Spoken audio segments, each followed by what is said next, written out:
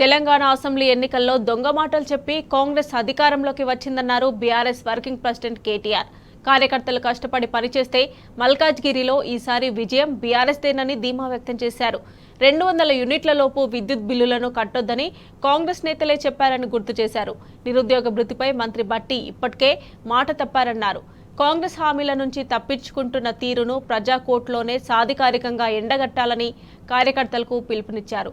ఈ మేరకు తెలంగాణ భవన్లో జరిగిన మల్కాజ్గిరి పార్లమెంటు నియోజకవర్గ సమావేశంలో కేటీఆర్ పాల్గొన్నారు.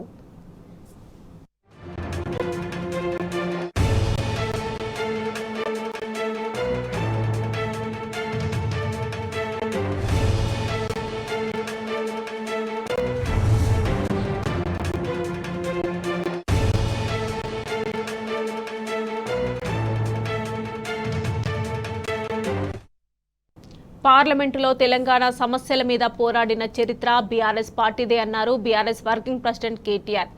ఎట్టి పనికైనా మట్టి పనికైనా తెలంగాణ ఏకైక గొంతుక బీఆర్ఎస్ పార్టీని అన్నారు. అదానీ మోదీ ఒక్కటేనని ఢిల్లీలో విమర్శించే కాంగ్రెస్ దావోస్లో అదే అదానీతో పెట్టుబడుల ఒప్పందం కుదుర్చుకున్నారన్నారు. బీజేపీ కాంగ్రెస్ పార్టీలు ఒక్కటేనని స్పష్టం చేశారు.